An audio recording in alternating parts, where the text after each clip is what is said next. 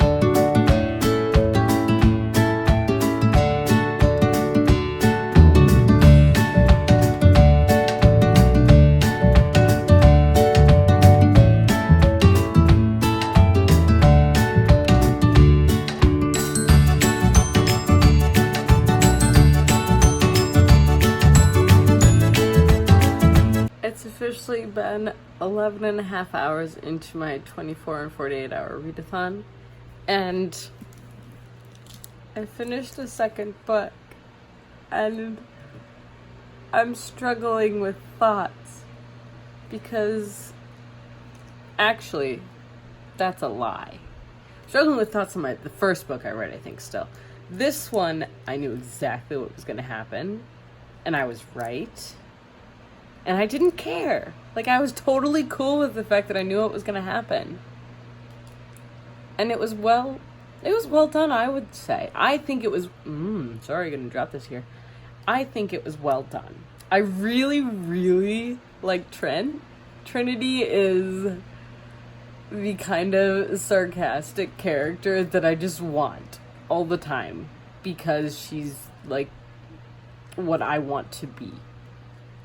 She has that sarcasm that just makes you happy because she's just has it come back all the time. And her and Zane, that, swoon right there. I'm sorry, but I'm gonna swoon there. And I'm slightly curious about her other series now. I might have to read more Jennifer L. Armentrout now. But I don't know if I want more romance. This did have some romance in it, but it wasn't romance-based. I feel like it was more family and friendship kind of based and like a bit of a world-building kind of thing, because this what does take place in modern times and in our world. I don't know if you can hear, but I have ambient worlds going on in the background. That's what I usually read to, and I think like 5 of them have been playing. So I should find the 8-hour one and just listen to that for a bit. Because I have been drinking coffee as well. Yeah, I should stop drinking coffee at 11:30 p.m. Yeah, also, it's almost 1 o'clock in the morning. I don't have a rating for this book because I need to go and write down my thoughts on it. And then I'll come up with a rating. So, I'll keep you guys updated. I'm sure I'll film it shortly. So, yeah. But, I enjoy this. Book 2 done, and now we're gonna have some thoughts before possibly going and taking a nap or sleeping for a while, because I'm only like 11 and a half hours into my 24 hours.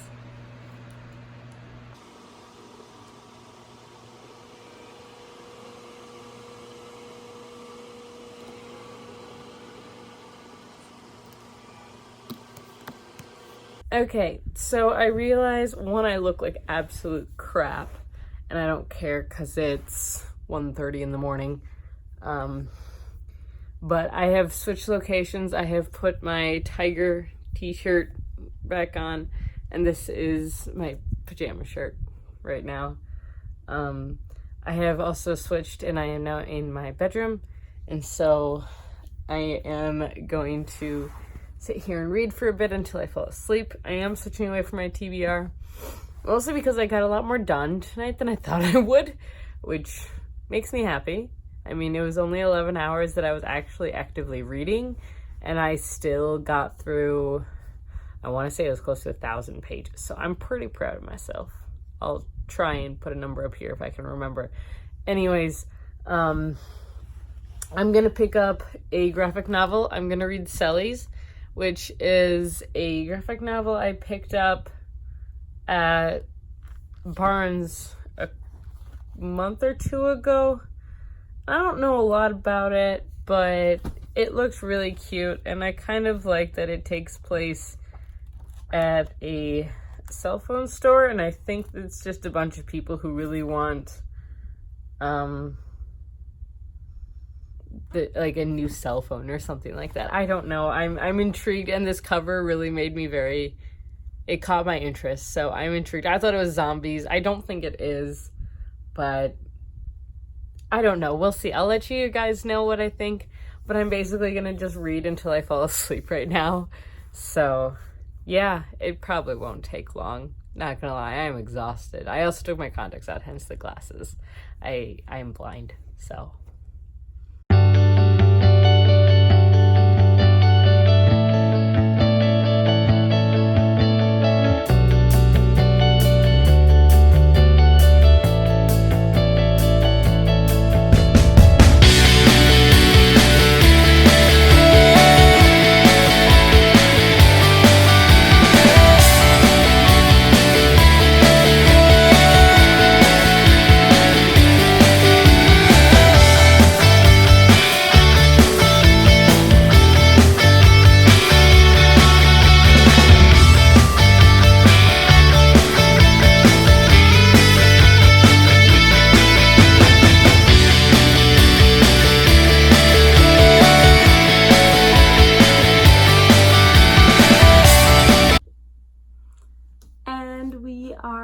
Done. So I know that this video is going to go up technically before the readathon is over, but this is my Sunday video, so we're going to go with it.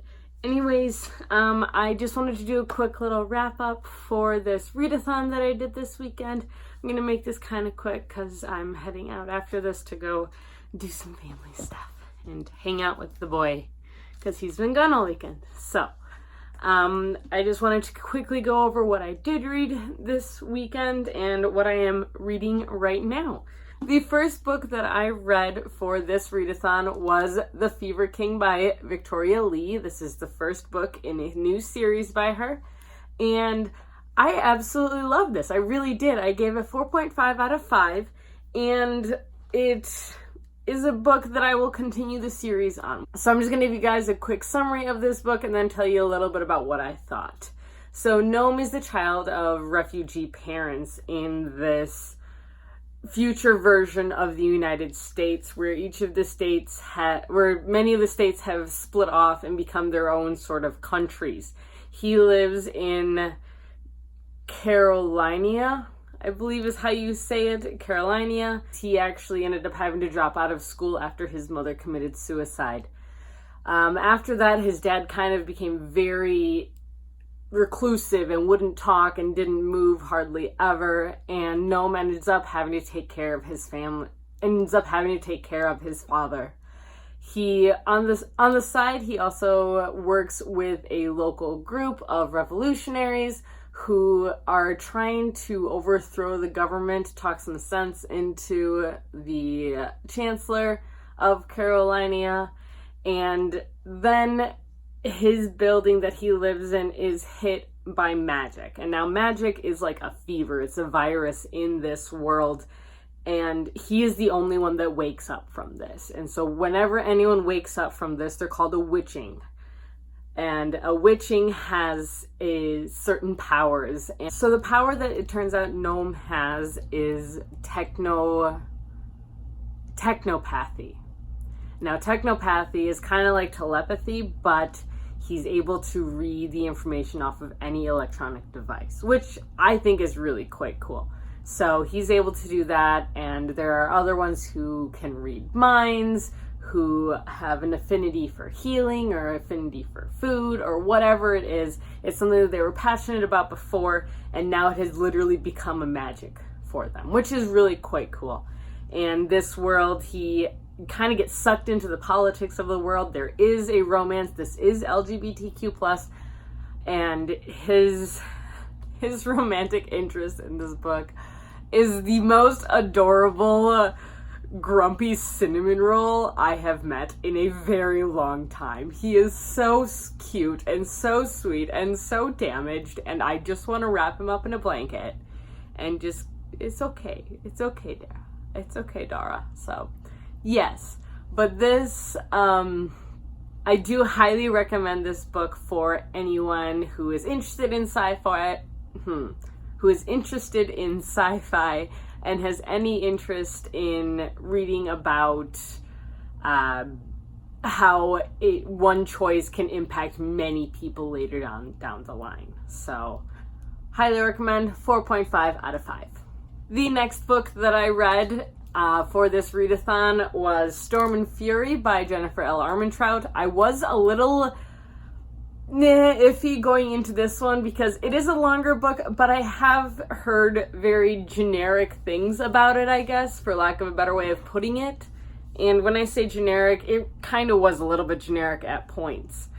The problem with this book for me was that I knew exactly what was going to happen before it happened, but on the other hand, that didn't stop me from enjoying this story. This is a story that reminds me of a Patricia Briggs novel, if you've ever read her stuff, where I will keep going back to it because the characters are so fun, they're so snarky, they're so sarcastic. Like, every other sentence in this book is basically snark and sarcasm. I'm not even kidding. You can open up to a random page and you will find it there. There are many plays on religion in this book, which makes a lot of sense. Our main character is only half human, and her other half, which isn't revealed until the second half of the book, I won't talk about right now. But she lives in a compound that is occupied by gargoyles, who are also known as wardens, and these wardens are ones that keep people safe from demons. And there's all sorts of kind of other creatures in and out of here, and you meet like the Prince of Hell and all this kind of stuff. It's very interesting. It's a well done book. It's a quick read. It's easy. It's predictable. And that really was the drawback for me. I knew exactly what was going to happen. There really wasn't anything that surprised me here. There was a little bit of some sexy fun time without the actual sex. So that is my one warning, I guess, for you guys. And there's an excessive amount of violence in this book. There's a lot of, like, punchy stab nom-noms kind of thing. I'm going to leave it at that. So I do recommend this book, and I am going to continue with this series, but just because our main character, Trinity, is one of my favorite characters right now, because she is one of those girls where you don't mess with her, and she might look like she can't hold her own, but she will kick your butt without hesitation, and she will do so thoroughly, and you will not know what happened. And I absolutely love that about her, that she is underestimated. And even though this is a trope in YA, I liked it. I enjoy it. It's probably one of my favorite tropes. So I'm going to keep going with this series, probably. Zane is your traditional, typical bad boy who is really misunderstood and you don't know what's going on with him. But I highly recommend this book for fans of YA, and just keep going through it. It's an easy read. It's fun. It's predictable, but I think it was still well written. I haven't decided if I'm going to pick up the books from the rest of this world, because she does have her White Hot Kiss series, which this is a spin-off in that world, so I'm tempted to look into that, but I haven't really decided. So if you have thoughts, let me know. But I gave this one a 3.5 out of 5. The next book I read was actually a graphic novel, and this was kind of a spur-of-the-moment read. I ended up reading Cellies, and this is by Joe Flood and David Stewart II.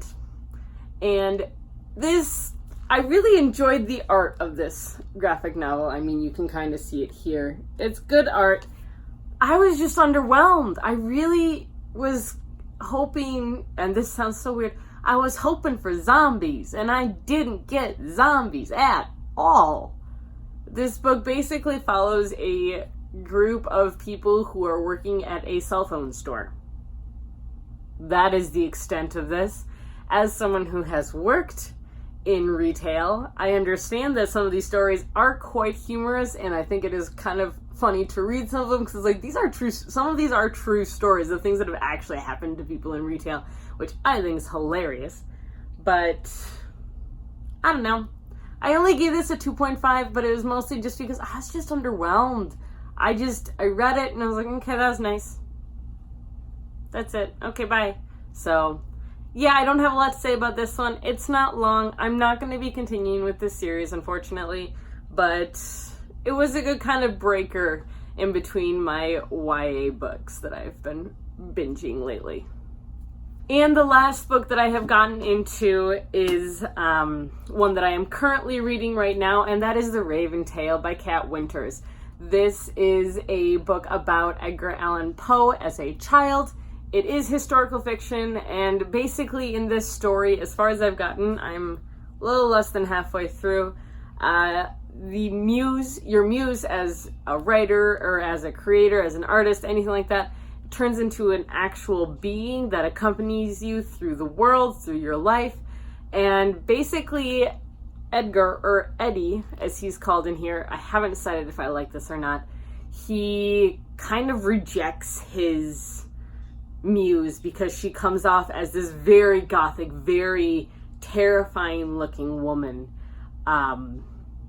And he completely rejects her, and it's all about kind of them figuring out if she can continue to be around if he continues to reject her and not want to keep his muse, and he goes off to college. There's all kind of like little things going on in this one. I'll have a review for my wrap up, but yeah, so far it's like a 3-star read for me, in all honesty. It's not bad, it's well written, it's interesting, it's told from both the perspective of Edgar Allan Poe as well as Lenore, who is his muse.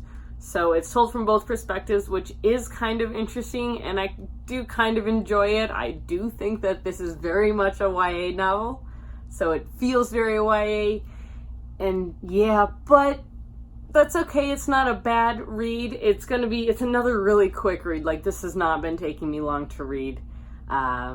So I'll probably finish it today or by the end of this weekend or by the middle of next week, I'm sure. So I'll have a review up for this one later as well. But yeah, so that's what I have read.